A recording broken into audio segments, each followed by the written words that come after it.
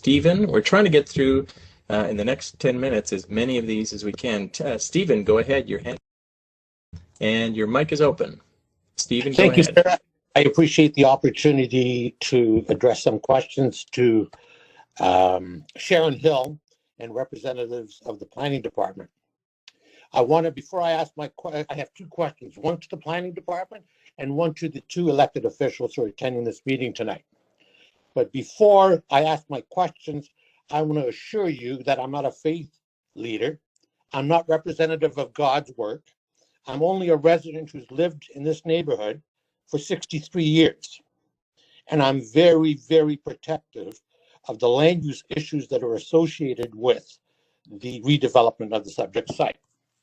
Now, I would like to ask Mr. Mayor and our councillor how they feel about ministerial zoning orders being put on local planning matters, and what are the implications to me as a concerned resident for having ministerial zoning orders withdrawing my ability to appeal to an Ontario Municipal Board where I get a fair hearing.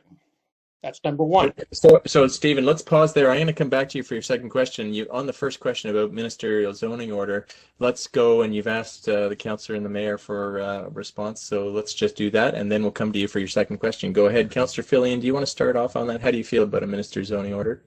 So in general, I don't like ministerial zoning orders. I am normally a stickler for the planning process.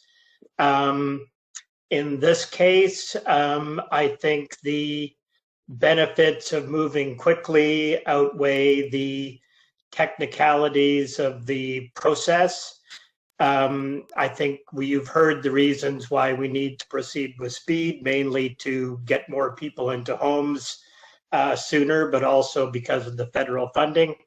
And as a practical matter, again, I'm not crazy about the process, but as a practical matter, as somebody who does community consultation all the time, we can make sure that this process is, although condensed, is probably surpasses anything I've done in a long time as far as the amount of time we will spend on it.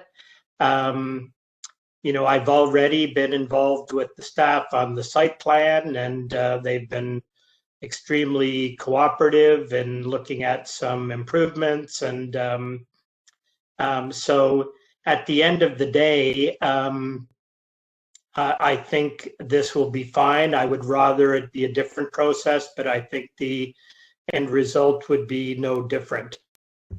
Thank you. Mayor Tory, did you want to jump in on the question of the minister's zoning order?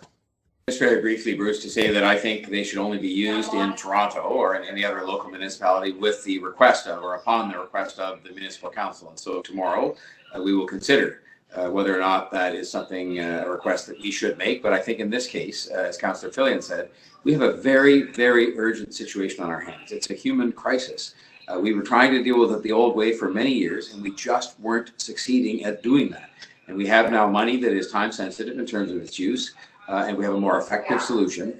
And I think we can make this process more effective than the gentleman thinks. And I fully respect his love for his neighborhood. I have the responsibility for the entire city, 3 million people, including a lot of people who can't speak for themselves, and will be helped by this project. This is a small project relative to the size of the problem, 60 units, but it'll make a big difference to those people. And I think we can make the process work such that he will have confidence in the outcome. But I think the ministerial zoning orders should only be used when we ask for them. I think this is an appropriate case to ask for them, given the urgency of this situation, which I hear about from people who are concerned about encampments and homeless people every day.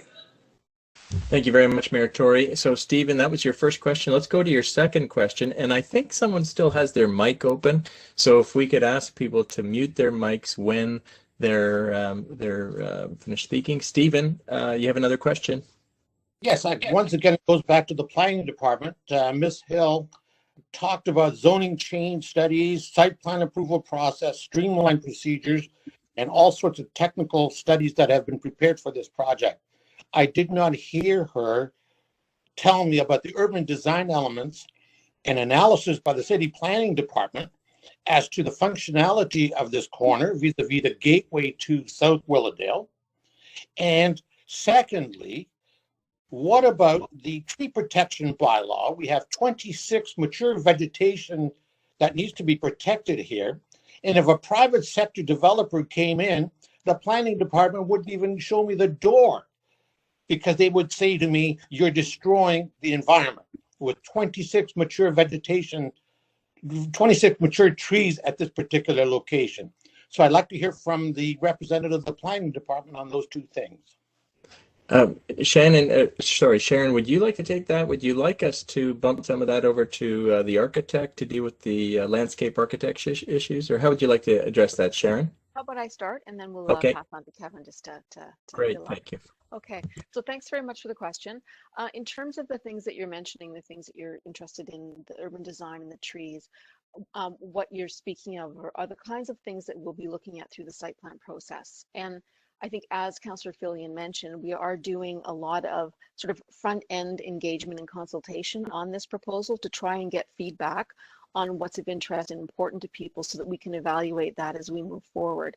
So we literally have just received the site plan submission, and that includes submission of an arborist report to evaluate trees and the placement of the building relative to trees on the site. And the site plan review team also includes urban design staff who have that expertise in urban design and architecture matters as well. And they'll be bringing the city interests to their review as well. So the things that you're speaking of are very much, I guess, in play at this moment and will be considered. And perhaps, Bruce, I can just pass it on to Kevin in case he wants to add anything. Kevin Hutchison is the architect with Montgomery Sizem Architects, and I know, Kevin, you're also working with other professionals like landscape architects, but do you want to just speak to this whole issue of the loss of the trees? Yes, I do, because it's something that we look at very closely as we're picking our building position and as we look at our landscape strategy. So I would invite you to take a look at the arborist report that's been submitted. This is our first submission. We imagine there will be revisions, of course, and so we look forward to specific comments. Kevin, while you're speaking, I'm wondering if we could just put up the slide that shows the concept drawing. If we could just get our technical support here to bring up the slide with the drawing of the property. Yeah, go ahead. Sorry for cutting you off, but I just want to make sure we got that picture. Yeah, that's wise. So I think it would be worthwhile looking in particular at the landscape drawings and the planting strategy. So when we remove trees, we must replace them at a particular rate. In this case, on this site, I believe we're at 64 trees that are being replaced of various sizes. There's 24 of those that are large. So as part of the arborist report, there's an analysis of the health and wellness of each of those trees. So some of the trees that are being removed do have some health issues. Some of them have canker, so we will replace those with better, healthier trees. Now, admittedly, they need time to grow, but in the long term, landscape takes some time to mature. I think in particular, one of the big improvements we'll see are some trees closer to the street frontage, so we get some street canopy near the sidewalk in between the building and the street. So let's bring up the site plan. Let's bring up the site plan. That's the one. That's it. That we can see. Okay, go ahead. And I think the other piece is ensuring that we have the majority of native species that are going to be hardy and survive and are low maintenance. So again, I think really we're looking forward to comment through the city review process, but we're putting a lot of trees back on this site, and the planting is really significant, particularly at the periphery and at the edges where it's most impactful to the broader community. But again, we look forward to specific comment on our landscape strategy. Kevin, thank you very much for that. So, folks,